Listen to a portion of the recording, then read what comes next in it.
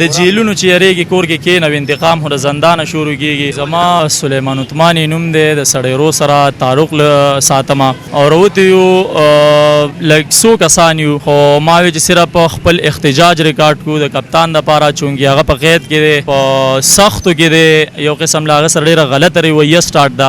نو هغه له راوتی یو اظهار یکجهتۍ دپاره او د دې دپاره چې کپتان سره چې کوم سختي کیږي هغه دې ورسره نه کیږي. نو په جیل کې هغه سره ډېر بد سلوک کیږي. میډیا داسې وایي ستاسو د میډیا په ترو باندې موږ خبرېږو، نور خو موږ درسره نه خبرېږو، خو هغه وایي چې په جیل کې ورسره ډېر بد سلوکي کیږي. د عمران خان دپاره روتي یو چې هغه رها شي. د جیلونو چې یریږي کور کې کینو انتقام خو د زندانه شروع کیږي. موږ پر امن نه یو، الحمدلله په موږ څوک دا ثابتوي نه چې دا ګمله ماته کړې ده یا د ملک ته نقصان نه سول. انشاءالله موږ به پر امن یو، خپل احتجاج ریکارډ کوو او بیا به ځو کور ته. نو دا په 144 خو ستاسو خبره ټیک ده، خو دا په 144 به صرف د پی ټی آی د پاره ځکه چې پرویز خټک بلوس په نوخار کې څونه غټه جلسه کړې ده، داسې ډېرې جلسې وشوې که صرف پی ټی آی د پاره نو بس. زما نوم جمال شاه دی جی. یاره د 144 لګېدلې پرونه مې احتجاج شوی او سبزي منډۍ والا کړو، دینه مخکې هم د نورو پارټو والا کړو، هغوی ته څه نه وایي موږ ته څه وایي. او که بیم تلو نو الریډ راباندې 788 شوي د 10 ورځې جیل هم خوړلی دی، بیا دې پکې 2 ورځې تېرې کړو، که څه خبره خو نشته. راوتې دې دپاره یو چې زمونږ کوم خان صاحب دی چې هغه رها کړی شي او زمونږ چې کوم دغه دی به زمونږ وسه پورې دغه کړي چې موږ خپل احتجاج ریکارډ کړو.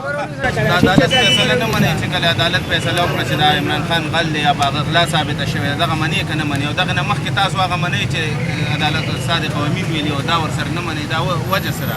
نو عدالت چې کوم دی دغه ته کټ کړه، دغه بس پرې نشم ویلی نور، بس دغه کټ کړه نشم ویلی. وجه څه ده چې لکه تاسو صادق او امین منئ او پرې عدالت چې ووایي چې دا صادق او امین دی، خو که بیا ورته غل وي هغه نه منئ؟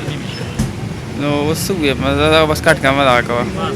مونږ خو هېڅ قرباني نشو ورکولی، دا هم قرباني چې دلته راغلي د عمران خان دپاره او مونږ پر امن نه پر امن احتجاج کوو، خلکو له نقصان نه ورسو، توړ بوړ نه کوو او مونږ پر امن نه. الحمدلله عادل نوم مې دی جي.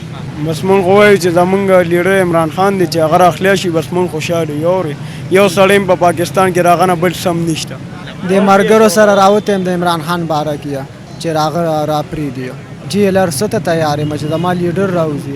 د ملګرو لیکلی دی زما خو تعلیم نشته جټه لګي. خان صاحب خو چې کوم دی نو حق او سچ سړی دی، نو هغه لپاره چې کوم دی نو لړاویږي زمونږ دپاره کینی هغه پیسو دغه ته څه ضرورت دی، خو بس هغه خو هغه چې کومې پیسې د شوکت خان هسپتال یې زمونږ دپاره جوړ کړه، غریبو لپاره صحت کارډ یې جوړ کړو او داسې چې کوم دی نو په هسپتالونو نظام چې کوم دی زمونږ یو کلیوالي او د ګرمۍ لیاسه په دې حکومت کې مړ شوی دی. د بجلۍ لپاره چې کوم ایم ایس او هغې بدل کړو، یو خراب سړی یو کرپ سړی یې راوسته، د دې هسپتال نظام یې خراب کړو. دا څونه تاڼۍ چې کوم دی دا عمران خان په حکومت کې چې کوم دی نو صحیح نظام و، د هر سړي اواز چې کوم دی نو په دې تاڼه کې به درج کېدو، اوس ولې نه درج کېږي؟ 804 قیدي خو دا دی چې لکه هغه صحیح سړی دی، څنګه چې ایوب دغه شو او قائد اعظم امبولینس چې کوم دی نو خراب یې کړو، هغه هلته کې چې کوم دی بیمار و او امبولینس یې خراب کړو.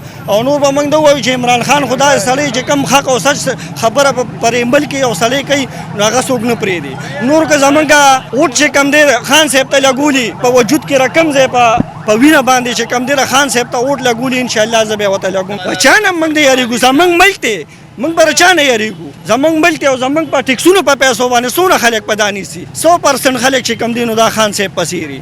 من قانون منو، کاله قانون نه منو، صحیح قانون منو. څونه به موږ په دې جیل کې او موږ څونه وخت تېر دی کو خان صاحب پکې پروت دی، موږ هم پکې پراته یو. زمونږ د دې نه چې کوم دی د دې ګرانۍ نه خو هغه بار خرې او په جیل کې او پراته یو، همدا دال پیتي به راکوي او خورو به